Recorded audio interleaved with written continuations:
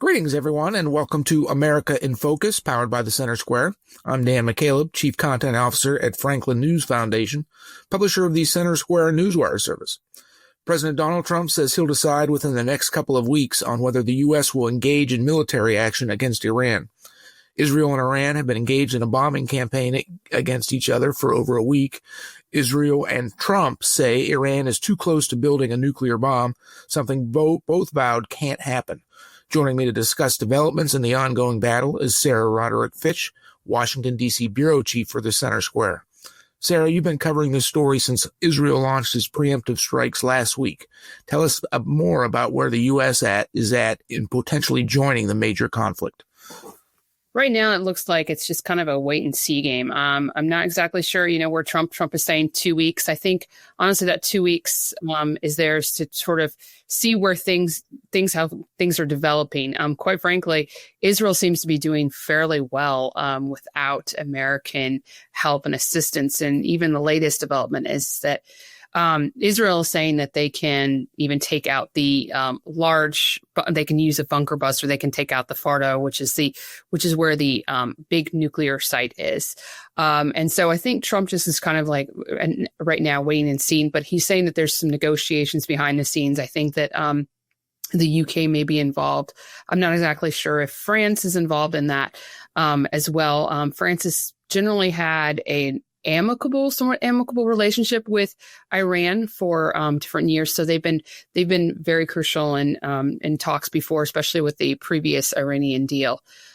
So it's just interesting to see, especially with the NATO summit coming up this week or next week, where that will, where things will play out there. Maybe there'll be some more negotiations behind the scenes there. We'll see what happens. But I think at this point, President may be kind of hoping that things are resolved within the maybe next couple of weeks.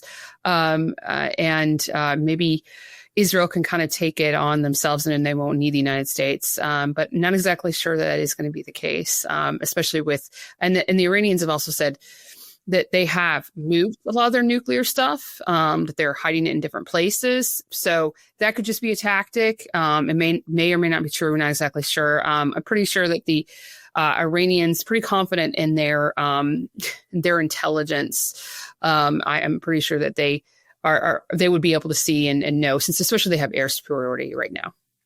Sarah, President Trump, both on the campaign trail last year and since he became president in January, says he wants peace. He does not want war. He vowed to end the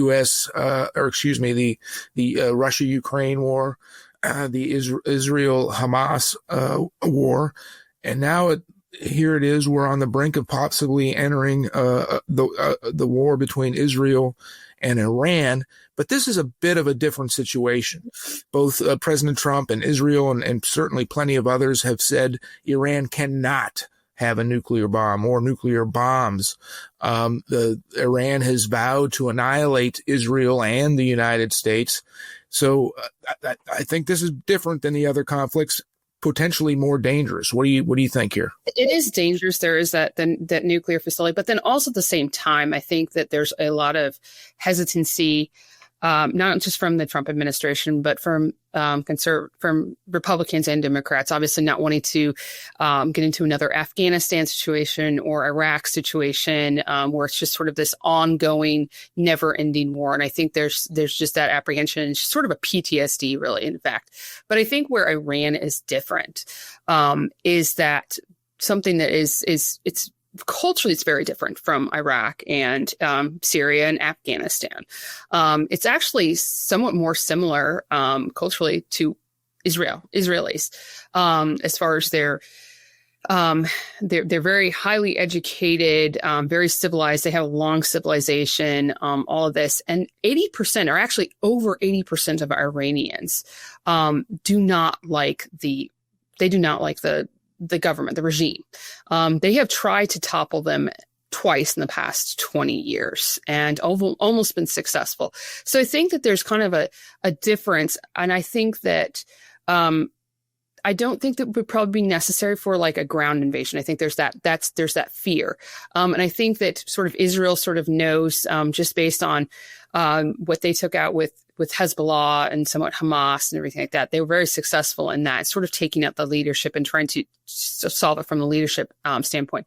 But the thing is that it could be, I think it very well could sort of take care of itself in a sense. And I think that's where Trump is sort of looking at it, is with the nuclear stuff. If you take away the nuclear powers and sort of that threat away from the Iranian regime, it sort of takes away a lot of their power within their own people.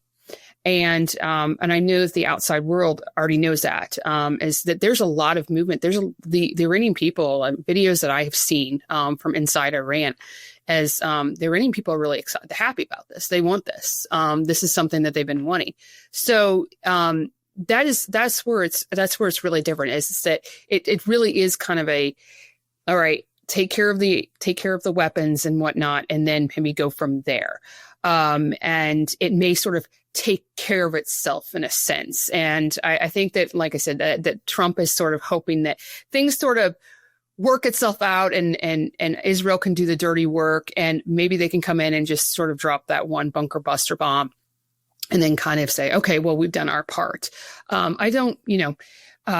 I think that Trump knows that this wouldn't be sort of the same sort of situation, I think, with Iraq and Afghanistan. Probably not, especially with the number of the population disliking regime. It doesn't appear that there would be, a lot of street combat and whatnot. So that is where it is very different. It is dangerous, but at the same time, like I said, with the Iranian people really hating the regime, that is promising for Israel and the United States. Sarah, thank you for joining us today. Listeners can keep up to this story and more at thecentersquare.com.